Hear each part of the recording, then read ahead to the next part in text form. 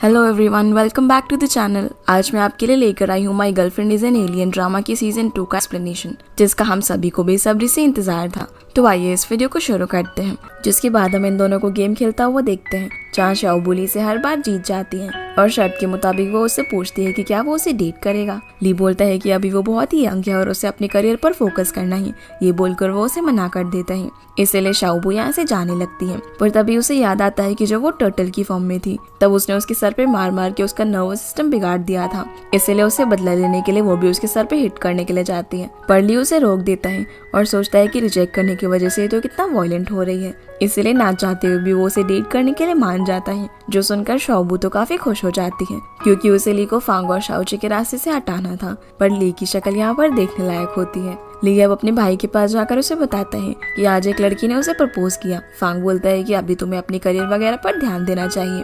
अगर तुम डेट करोगे तो अपनी गर्लफ्रेंड के खर्चे कैसे उठाओगे। जिसके बाद हम शाओबू को देखते हैं, जिसे शाओची सारी बातें बताती है और बोलती है कि मेरी सुपर पावर की मदद से मैं किसी को भी इंस्टेंटली अपने प्यार में गिरा सकती हूँ, लेकिन फांग के ऊपर ये काम नहीं किया। शाओबू उसकी बॉडी को स्कैन करती है, लेकिन उसमें तो सब कुछ सही होता है। तो वो उसे बोलती है कि तुम उसकी वाइफ थी, तो इसीलिए शायद वो तुम्हारी पावर से इम्यून है। शाओबू फिर यहाँ पर उसे ये बताती है कि अब ली मेरा बॉयफ्रेंड बन गया है, क्योंकि मैं उसके क्राइटेरिया में फिट बैठती हूँ। जो देखकर शाओची बोलती है कि अरे वाह, तुम तो बड़ी सुपर फास्ट निकली, और अब से मैं भी फांग की पसंद नापसंद जानने की कोशिश करूंगी।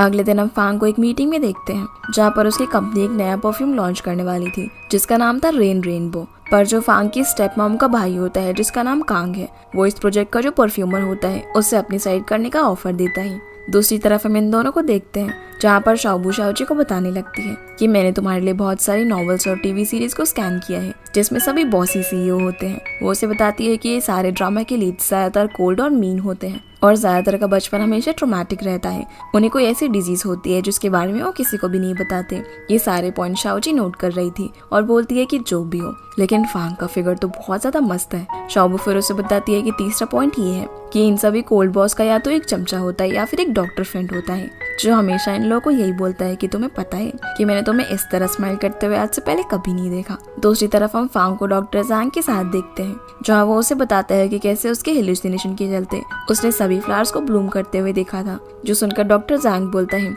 कि मुझे लगता है कि शाओकी ने तुम्हारे ऊपर काफी असर डाला है।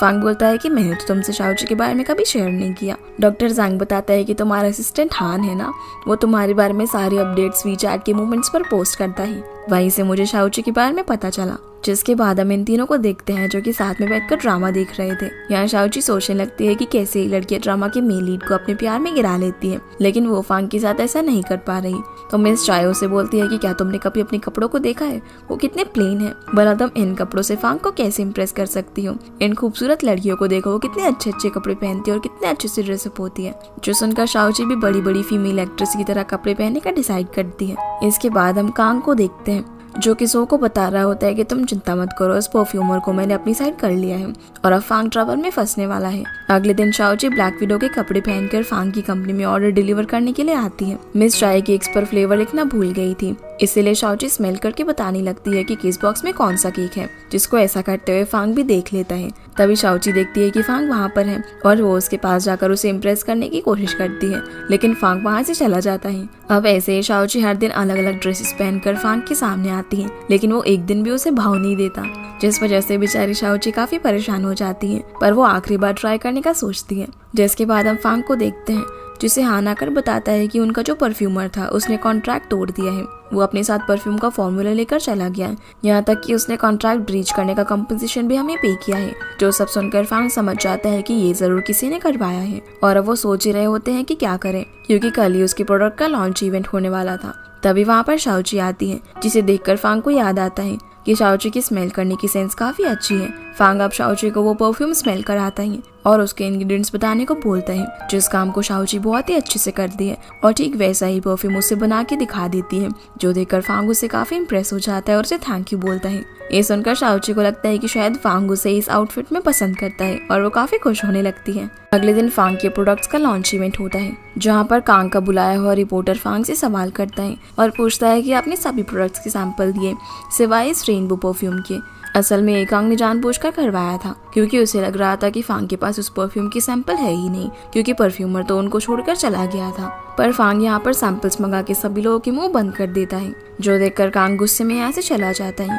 और फांग भी उसे जाते हुए देख रहा था, क्योंकि उसे पता था कि ये सब उसने और उसकी स्टेप मॉम ने ही करवाया है। जिसके बाद हम ली को उसकी मॉम से बात करता हुआ देखते हैं, जहाँ वो तो उसे यही बोल रही होती है कि तुम जल्दी से पढ़ाई कंप्लीट करके यहाँ पर आ जाओ, मैंने तुम्हारे लिए सारा इंतजाम कर दिया है, तुम आकर फांग से उसकी कंपनी छीन लेना। पर लियो ने ऐसी बातें करने से मना करते हैं। तभी उसकी मॉम देखती है कि उसके पीछे जो झाड़ू वाला है वो तो चाइनीज है, तो लियो अपनी मॉम से बहाना करके कॉल रख देता है। तभी कांग जू को कॉल करके बताता है कि इस बार उनका प्लान फेल हो गया, जो सुनकर वो सोचने लगती है कि कोई बात नहीं, इस बार तो फांग बच गया।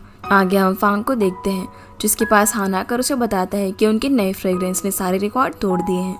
इस बार शाओची ने हमारी सच में बहुत ही मदद की है, तो फांग उसे उसके लिए गिफ्ट भेजने के लिए बोलता है। इधर हम शाओची को देखते हैं, जिसे फांग का गिफ्ट मिलता है, जिसमें उसने उसके लिए एक बहुत ही एक्सपेंसिव बैग भेजा था।